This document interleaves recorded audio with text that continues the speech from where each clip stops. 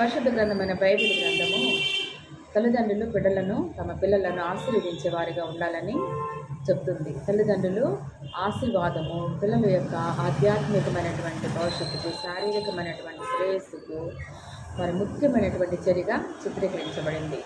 ఉదాహరణకు చూస్తే బైబిల్ గ్రంథంలో అబ్రహాము ఇస్సాకును నీ యందు తరతరములన్నీ భూమిలోక వంశములన్నీ ఆశీర్వదించబడుతుందని ఆశీర్వదిస్తాడు.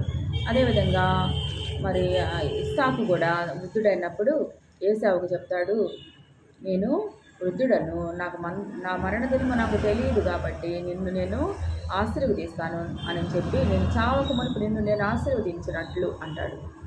ఏమంటున్నాడు? తన బిడ్డల్ని ఆశీర్వదించాలని కోరుకుంటున్నాడు. ఎవరు? ఇస్సాకు. అదేవిధంగా యాకోబు కూడా ఇక్కడ చూస్తే యాకోబు కుమారుని పిలిపించిట్ల మీరు కూడి రండి అని చెప్పి ఇక్కడ ఇస్సాకు యాకోబు తన కుమారుడికి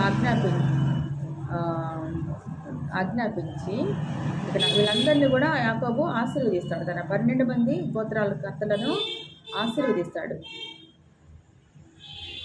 తను ఒక్కొక్కరిని ఒక్కొక్క రీతిగా ఆశీర్వదిస్తాడన్నమాట.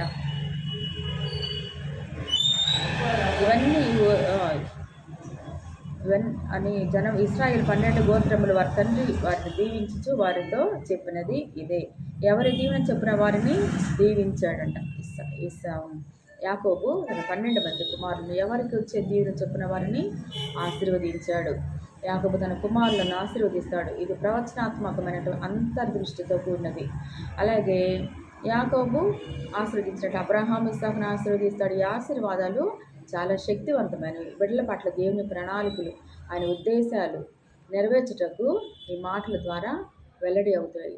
యాకోబు తన 12 మంది కుమారుడు ప్రతి ఒక్కరికి వారి భవిష్యత్తు విధి మరియు వారి గోత్రాలను వివరించే ఒక నిర్దిష్టమైనటువంటి ఆశీర్వాదాన్ని ఇస్తాడు.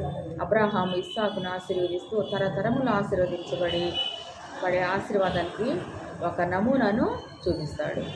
మరి యేసు ప్రభు కూడా తన ఎద్దకు వచ్చినటువంటి చిన్న బిడ్డలను వారిని చిన్న బిడ్డను ఆటంకపరచక నా ఎద్దకు రానీయుడి, పరలోక రాజ్యము ఇలాంటి వారిదే అని చెప్పి బిడ్డలను ఆశీర్వదిస్తాడు. తల్లిదండ్రుల నోట నుండి వచ్చే మాటలు, ఆశీర్వాదాలు చాలా శక్తివంతమైనవి.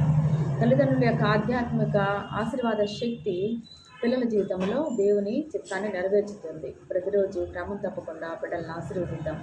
క్రమం తప్పకుండా వారిని వారి ఉన్నతి కొరకు, వారి భవిష్యత్తులో దేవుని ప్రణాళిక నెరవేరినట్లుగా వారిని శపించవద్దు. కొంతమంది తల్లిదండ్రులు బిడ్డలు శపిస్తారు.